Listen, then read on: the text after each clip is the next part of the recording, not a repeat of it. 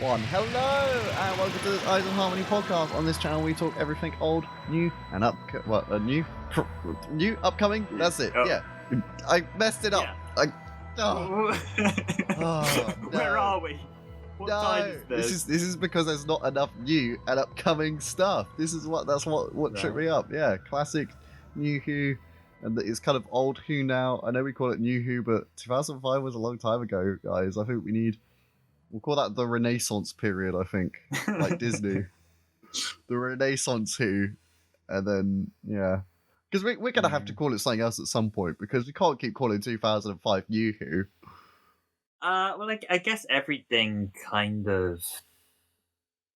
I guess it's just kind of the overarching branch, I suppose. Like, regardless of...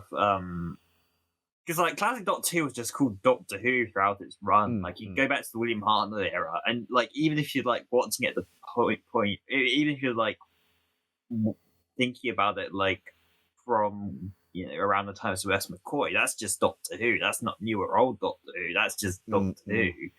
You know, so, I mean, for, like, other shows, you don't suddenly go, well, this is a classic blank, you know? Yeah. The differential is there because there is two because of the reboot, because there are two very distinct eras. Reboot era. The TV movie kind of sits in a very odd place in that, where it's kind of neither, but most people just lump it in with the classics because it isn't New Who, basically. Yeah, I mean, it's closer to, right, the classics? 89? Yeah. Yeah, and in terms of, and it's directly like linked to the Seventh Doctor. There's no gap there, is there? But yeah, obviously there's not much at the minute, but we felt like we should do a little podcast. At least get one out every 2 weeks, and if there's bigger news, we'll get one out sooner. Yeah, exactly. But yeah, our childhood dream man, Ninth Doctor, Crota Eccleston, is obviously returning for Big Finish. If you don't know that, where the hell have you been? But yeah, recently they just released they had the kind of main cover for the box set, but they've now released kind of the individual covers, which are gorgeous. They look so good. And what's really nice is they did the same colors as the DVD volumes.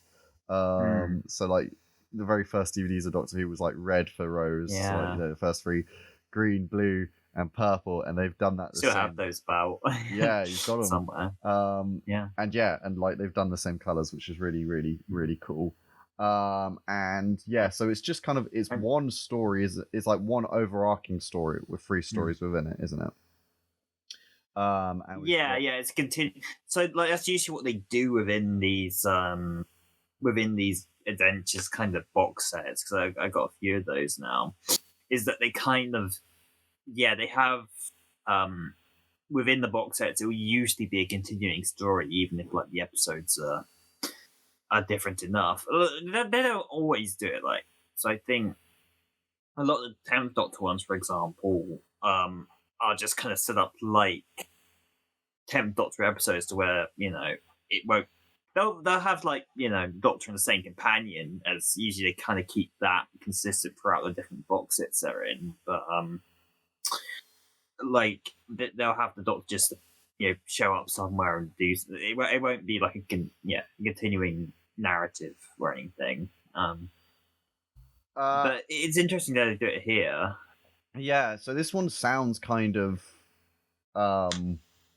somewhat continuous. I mean, it's interesting. So we've got 1.1 is Sphere of Freedom, which is on the Sphere of Freedom, the Doctor is about to shut down an evil, immersive games business empire. He's assisted by a valiant galley chef called Nova, but his plan spectacularly fails. And who exactly is Audrey? So the Doctor's trying to take down EA. Good. Yeah. But the thing is, he had to pay to take them down. That's the issue. He didn't pay. He got attacked by the surprise mechanics. Yeah. So I like how it sounds like it's kind of how we met him in Rose, if that makes sense. He's about to destroy this evil empire. So I think that was done purposely. That we'll probably start with enough a character, and then we bump into the Doctor as he's about to destroy this this evil Mm. empire, just so like his intro's the same. Yeah. Then we got Cataclysm, which is Nova is dislocated in time while the time eddies are out of control. Meanwhile, the Doctor is about to face the end of the universe. Or is it just the Battle of Waterloo? Sounds very wild, that one, to be honest. Yeah. But sounds good. And then we've got Food Fight, which is an interesting name. And then the TARDIS is starting to get a little crowded. Audrey finds herself haunted by a ghostly doctor. Which, I mean, that's a lot of question marks in itself. But yeah, man, I need to kind of pre-order this. I think I'm at that point. Yeah, it looks awesome, and it's just going to be great to hear his voice again. Doing Doctor Who. I think that's going to be the really surreal thing that after all this time we hear him as this character again in new stuff, get new content. Like you know, like with kind of David Tennant, he's done so much now, and like. It was always going to happen with David Tennant, but with Christopher Eccleston, it feels so much more like, wow, this is rare that this is going to happen, and hopefully he does more. He signed on for just this one, didn't he? I think. As far as I know, 3 stories, yeah.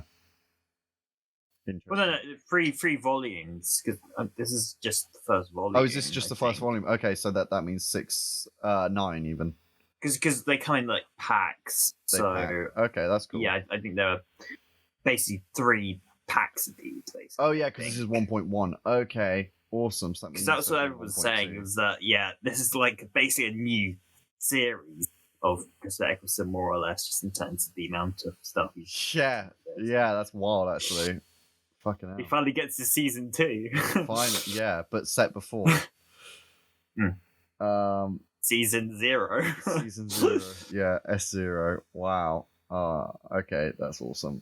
Like, I don't have too much time for Big Finish, but I think I'll make the time for Christopher Eccleston. There's just science. The only one I currently got pre-ordered is I'm getting Return to Cybermen because I was really interested in that. Because like I kind of want to listen to hopefully a better version of Return to the Cybermen. Yeah, it was supposed to be. Yeah. I mean, so okay, for those who don't know, this comes out in May. I'm not sure if it's an exact date yet, but it's sometime in May. Yeah, available May 2021. That's what it says on the website currently. But there we go. And there's no, can't see anything else. Can't see backstage or cast or. Oh no, now we can. Yeah. 4 discs, slipcover box set, 200 minutes, which is awesome. Yeah, we've got Dan Starkey. He's back. He's voicing character Marcus Aurelius Gallius. God, Roman names, man. But yeah, awesome. That's cool to hear him do something else. And yeah, nice. Well, I can't wait for it. It's going to be great. I'm like even just gonna like when eventually drop the preview of like one of the episodes. Like I'm really looking forward to just hearing a little bit of it. Yeah. I bet there'll be dicks and only have like maybe like a couple of lines from him towards the end of a promo. it'll be all the other characters and they'll just be like fantastic at the end.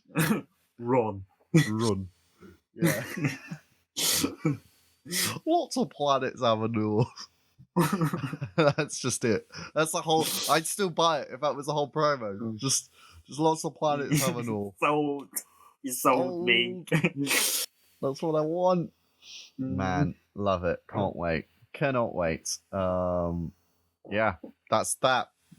That's that whole thing. That's all we have to say about it. Pretty much in terms of like anything new. Yeah. I mean, the new magazine that came out about Daleks, I think, if I had money, I'd buy it. I don't have money, so didn't buy it. I have, like, after the buying like several issues in a row for the Timeless Victorious comics, I kind of haven't since. I find it weird. Isn't it weird? Timeless Victorious is still ongoing, but has kind of just died. Like, yeah, it's kind of faded into the background, hasn't it? Well, because the main content drops happened, I think. So what even is there left? There was the I mean, did the experience thing in London even happen? Or I don't think so. I think that would have been cancelled. But yeah, and that's what I was thinking at the time. But like, they seemed quite insistent that it was happening even after they announced it. Like, I don't even know. Honestly, I think that's kind of whole issue. It's just it came out at the wrong time, you know. Yeah. But For some of that stuff, yeah.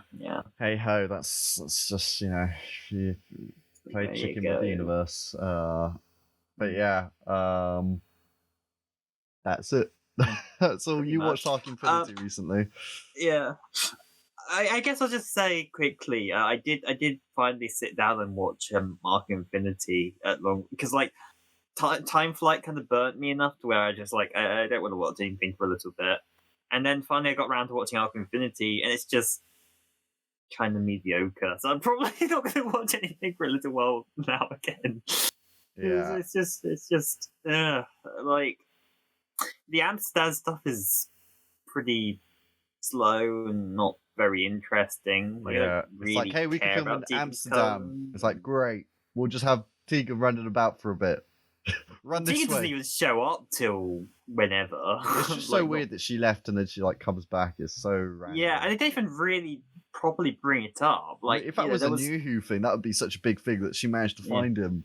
You know? left me behind. All of time and space, and you know, like yeah, and there would be some sort of tension about like Doctor leaving her behind as he did, but I kind of just because it didn't even say goodbye in time. Like he and Nyssa just left, and then they were just like in this episode. Oh, you need to get back to your job. And it's like, nah, nah, I have a job. Yeah, Doctor, how do you think it works? I fucking disappeared for fucking ages. Like I can't just show up and be like, "Hey, give me my job," which I never showed up to on my first day. It was also really frustrating, just in regards to Omega. It was just like the events of the Three Doctors. It's almost like it sort of did. They almost make it seem like it sort of didn't happen, but it did. It's like it feels like an episode in terms of like how they wrote kind of the whole Omega thing. Is if they looked up Omega's profile. Like, just a summary of Omega's profile, but not a summary of the Three Doctors, basically. So they got, like, the whole, like, trapped in an antimatter world, and Omega was supposed to have died, and was a time of hero and all that, but they never mentioned the fact that there was any sort of confrontation with the Doctor at any point. Like, they're almost like strangers in this story. Like, the Doctor knows who Omega is once Omega says who he is. But, like, there's never a point where it's just like, I was the one who did this, or it's almost like the Three Doctors sort of didn't happen. It's really weird, especially given the general the fact that they do incorporate a lot of more Time Lord lore into this, I guess, because it kind of does tie back into like some of the other stories that they've had on Gallifrey. But yeah, and then it just kind of ends with like a not very interesting or fun chase, and it just sort of ends. I mean, it's a bit like when they brought back the Great Intelligence and then didn't do anything Yeti related. That's what I'd compare it to, I think. Yeah, in a way. Yeah, and they don't bring back the lobby thing. They just have this weird like bird henchman thing. Oh yeah, which is also as the antimatter. I don't know. It's a weird one. I don't really like it that much. It's not bad. I still think they should do Omega, not gonna lie. I feel like that would be sick. Yeah, there is potential there, although I mean, what they're going to use Omega for? Well, wasn't Bob Baker going to go ahead and use him for that K9 movie, which is probably again not happening at this point. Yeah, that would. God, don't want. I mean, imagine K9 a is TV just show. K9 is just no. K9 is just a side character. You can't make it. Just he just doesn't work as like a.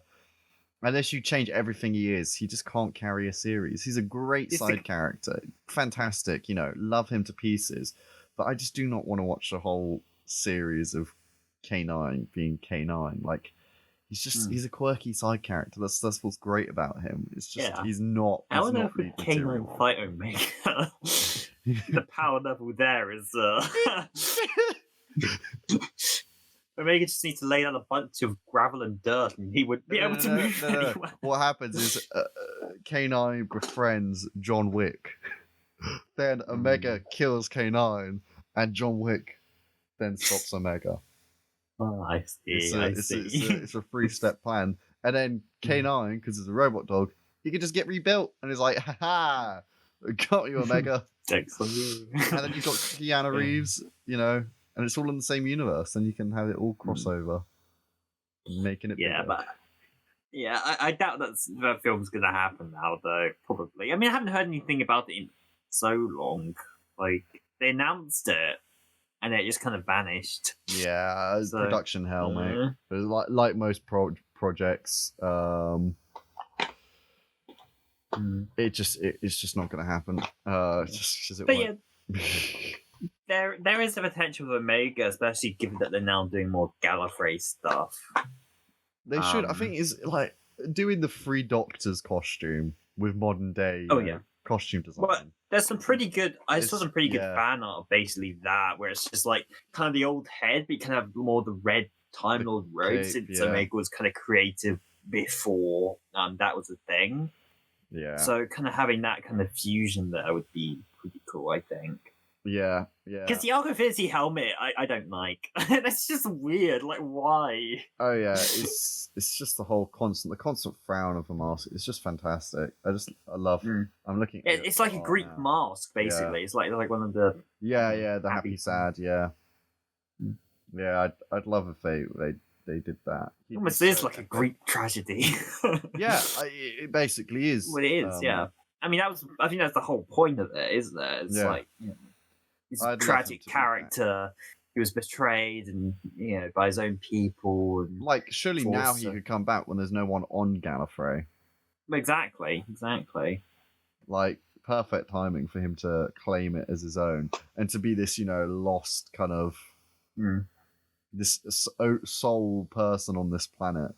And with that whole bomb that they used in the Timeless Children, which would have eradicated all life. Like, maybe because he's antimatter, that allows him to come across like something like that, Possibly. That would actually make that whole thing a good setup for it. But I doubt that'll be the case. Although bearing in mind we've also got Rashalon still alive somewhere because the Doctor's just kind of kicked him off Gallifrey. Yeah, I find so he's still about. So that could tie into it potentially. Like maybe Rashalon because Rashalon has shown that. In various things, like for the survival of Gallifrey, is kind of willing to go to any lengths. So possibly he could call upon Omega to, potentially do something in order to actually bring back the Time Lords. And there's a plot in there, somewhere. Sick. Yeah, like he even goes. Whether or not Christian will actually do it, I mean, he went from the first series, which was, you don't need to know anything about Doctor Who, to then the second series, which is like, all the canon ever in the history of Who. We're changing it, but you need to know it so you know that we changed. Like, it's kind of crazy. Like, it's really an era of 2 halves so far. Yeah. And I get why you did the first era, but then I would have just stuck to it being completely kind of disconnected with, like, only the odd hint here and there. A bit like, how Russell T's era really is kind of quite contained. It has just hints towards the classic, but that's about as much crossover as you get. Well, it kind of starts off that way, but it kind of becomes more into the history of the show as they bring back old villains, but they never reference old adventures and stuff like that, like the Morbius Doctors and all that stuff. Like, we didn't even see the classic Doctors on screen until I think it's the next Doctor when it's got the info stamps. No, Human Nature.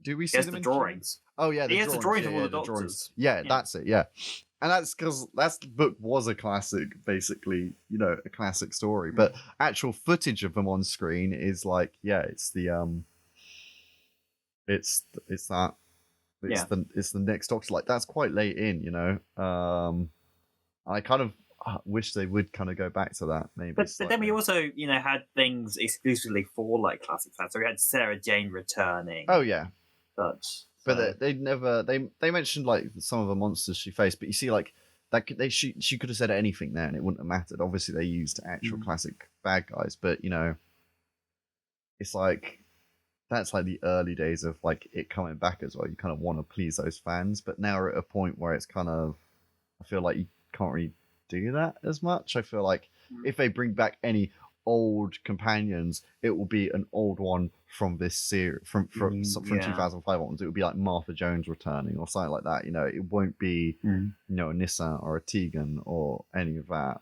I really want Sophie Aldred to return one day as Ace. That'd be cool. I really want that to be wrapped up on screen. I feel like there's such a story. Again, she had the book. I know there's the book she wrote, but like canon. I think it's probably about as close as we're gonna get. Yeah. I'd love. I think there's such a story you could do with it. But yeah, there it is. I think we'll wrap up there because there's literally nothing else to go, and we'll just carry on speculating because we could do that. For the rest of our lives when it comes to Doctor Who, and we probably will. So yeah, comment below what you think of the Ninth Doctor Adventures, and what do you think of Omega and the Arc of Infinity? Does it suck? Yes. There we go.